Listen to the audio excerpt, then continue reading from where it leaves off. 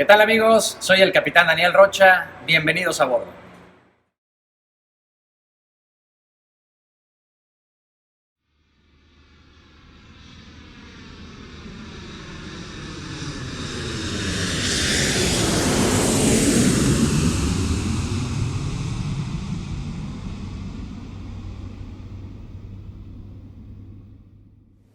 Cuando se trata de aplicar procedimientos de deshielo o antihielo, a los pilotos nos interesan esencialmente tres cosas. La primera, ¿cuándo se utiliza el deshielo y cuándo el antihielo? La segunda, ¿qué tipos de fluidos de deshielo o antihielo hay? Y la tercera, ¿qué características tienen esos fluidos, cada uno de ellos, para saber cuándo utilizamos uno u otro o ambos? Cuando en el aeropuerto en el que estás operando, como en este caso Toronto, encuentras precipitación ligera por granos de nieve, o bien el reporte de alguna condición en la superficie de la pista que presente algún tipo de contaminante sobre ella, o como en Detroit, por ejemplo, con precipitación ligera de nieve y reportada la condición de la pista con alguno de los códigos que no sea 5, es muy probable que para tu salida necesites utilizar deshielo y o antihielo.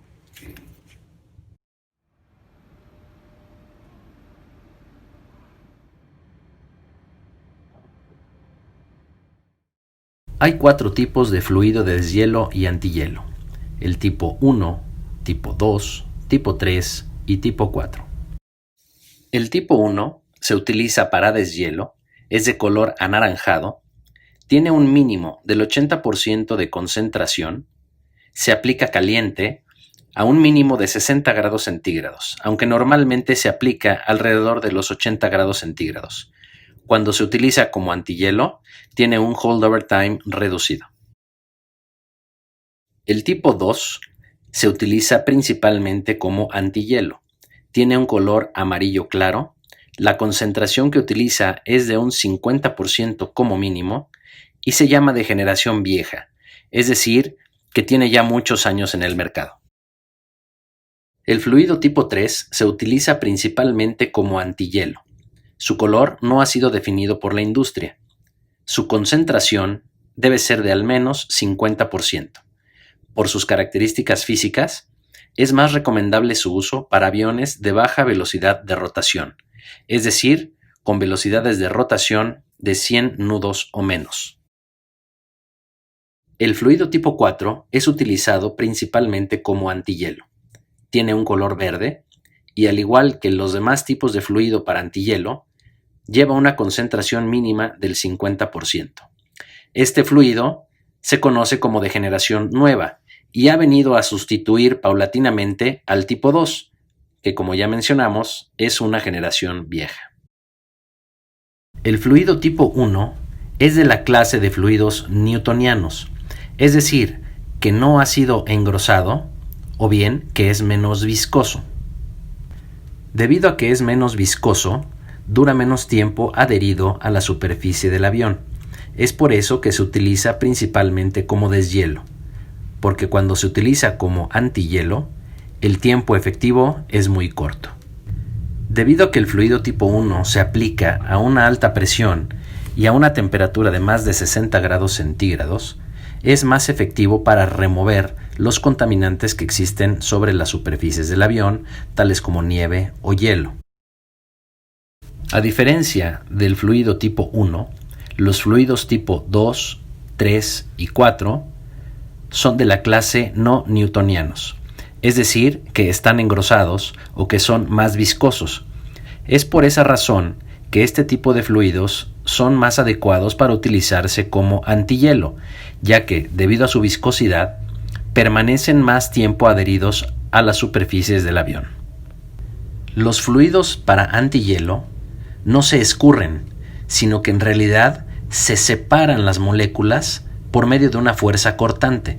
Esta fuerza cortante es el aire que pasa sobre las alas del avión. Durante la carrera de despegue, la fuerza que ejerce el aire sobre estos compuestos hace que se desprendan del avión y que prácticamente ya no se encuentren sobre las superficies una vez que el avión está en vuelo. Los fluidos tipo 2, 3 y 4 utilizan aditivos diferentes. Los aditivos empleados en los fluidos tipo 3 están diseñados para que el fluido se desprenda del avión a una menor velocidad, es decir, que la cohesión del líquido es menor. Es por eso que este tipo de fluido se utiliza para aviones de baja velocidad de rotación. Los fluidos tipo 2, 3 y 4 se aplican en una concentración del 50, 75 o 100%, es decir, 50% de glicol y 50% de agua, o 75% de glicol y 25% de agua, o 100% de glicol. En el caso del fluido tipo 1, el mínimo de concentración es de 80%, es decir, 80% de glicol y 20% de agua. ¿Cuándo utilizar el fluido tipo 1? Se debe utilizar fluido tipo 1 cuando las superficies del avión, cualquiera que éstas sean, se encuentren cubiertas de contaminante, aun cuando la capa del contaminante sea ligera. Por ejemplo, si estuvieran cubiertas de nieve, hielo o escarcha. Otras superficies que se deben deshielar son los parabrisas y el radomo. No se debe aplicar fluido antihielo a estas superficies, solo fluido de deshielo. Observen la aplicación del fluido tipo 1 de color anaranjado sobre el avión, incluyendo sobre los parabrisas. Ahora, observen el fuselaje bañado con ese fluido tipo 1.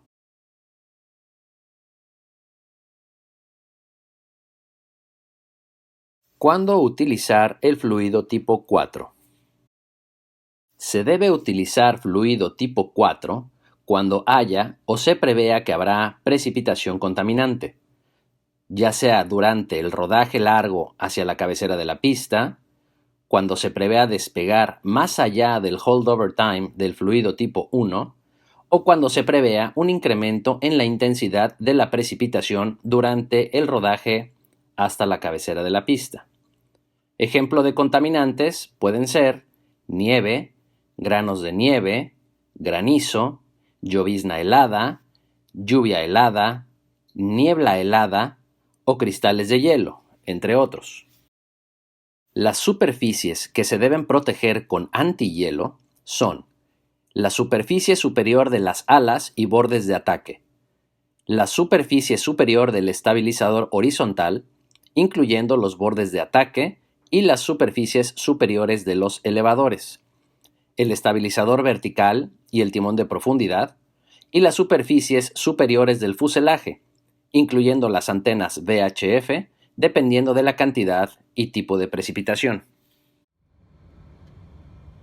Observe el fuselaje bañándose con el fluido tipo 4 de color verde. Veamos ahora algunos ejemplos de tablas de deshielo y antihielo. En este ejemplo, vemos la tabla número 2, que habla de los holdover times para el fluido tipo 1 solamente, colocado en las superficies críticas del avión, que son predominantemente de aluminio. Como todos sabemos, en la actualidad hay aviones fabricados no solamente de aluminio, sino de materiales compuestos.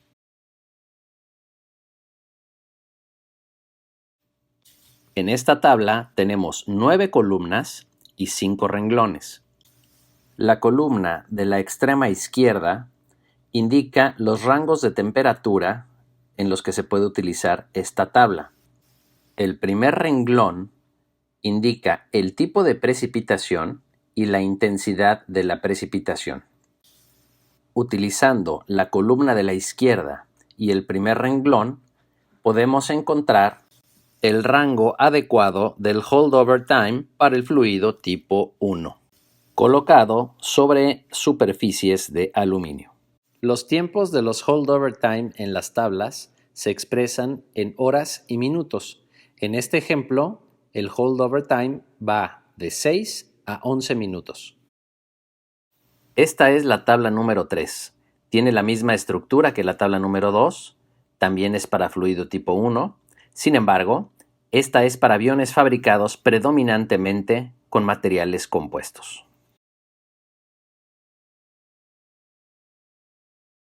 Precaución: no existen tablas de holdover time para fluido tipo 1 en estas condiciones.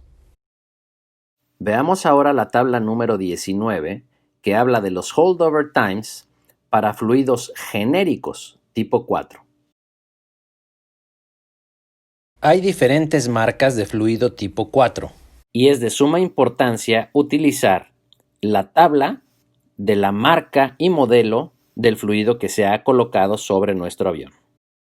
Precaución: no existen tablas de holdover time para fluidos tipo 4 en estas condiciones. Para ice pellets y small hail, referirse a la tabla número 42. Otra tabla que puede ser de gran utilidad para los pilotos es la número 40, la cual nos ayuda a identificar la intensidad de la caída de nieve como función de la visibilidad predominante. Es decir, que en base a la visibilidad que tengamos desde el interior de la cabina, podemos estimar la intensidad de la precipitación. Por ejemplo, si nosotros hemos efectuado el procedimiento de deshielo y antihielo y durante el rodaje hacia la pista vemos o percibimos que la intensidad de la nevada ha incrementado y no tenemos aún algún reporte confiable de esa intensidad, podemos utilizar esta tabla para juzgar nosotros la intensidad adecuada y utilizar el holdover time adecuado de la tabla correspondiente. Por ejemplo, si es de día y la temperatura es más fría que -1 grado centígrado y nosotros habíamos calculado una nevada muy ligera, pero durante el rodaje la visibilidad se redujo a media milla, podríamos estimar que la nevada pasó de ser muy ligera a moderada y de esa forma obtener el holdover time adecuado. Para utilizar correctamente las tablas de holdover time, debemos conocer su estructura y contenido. En la tabla de contenido viene una sección que se llama Holdover Time Guidelines para el invierno. Ahí se enlistan todos los compuestos que podrán ser utilizados durante el año correspondiente. Ahora bien, en la parte inferior de la tabla de contenido viene una sección que dice Appendix A, Adjusted Holdover Time Guidelines. Es importante saber cuándo se usa la lista de arriba y cuándo se usa este apéndice. Para eso, hacemos referencia a la hoja que dice How to use this document, cómo utilizar este documento. Y en la parte de abajo viene la nota. El apéndice A provee información de los holdover time ajustados para operaciones cuando los flaps y slats están extendidos antes del procedimiento de deshielo y antihielo. Cada fabricante y operador tiene sus procedimientos específicos. Habrá aviones en los que el deshielo y antihielo deba hacerse con los flaps arriba y otros en los que se deba hacer con los flaps extendidos. La razón por la que no hay tablas de deshielo y antihielo en cada país del mundo en donde se utilizan este tipo de procedimientos es porque hay un laboratorio certificado conjunto entre la FAA y Transport Canada, quienes son los que analizan los fluidos y emiten las tablas de los holdover times para todo el mundo. Todas las tablas de deshielo las encontraremos publicadas en 4 lugares, que son Transport Canada, la Federal Aviation Administration, la organización SAE y la organización ISO. Lo más común para los pilotos es consultar las tablas de la FAA o de Transport Canada, que son casi iguales, excepto que la regulación canadiense establece límites de 2 y 4 horas para cierto tipo de precipitaciones. Por eso es importante que cuando se opere en Canadá, solamente se utilicen las tablas de Canadá. Cuando se opere en el resto del mundo, se deben utilizar las tablas de la FAA. 693, the icing is complete. The ice type 1, anti-ice type 4, 100%. Holdover started at 37. Aircraft is clean and safe from all equipment. Hold position and contact Pad Control 3117 for taxi. Have a good day. Es muy importante que los pilotos se familiaricen con el documento 9640 de la OASI. En él se explican los procedimientos de deshielo y antihielo y se muestran algunos ejemplos de comunicaciones entre el equipo de tierra y el piloto. Se muestran en este documento dos ejemplos.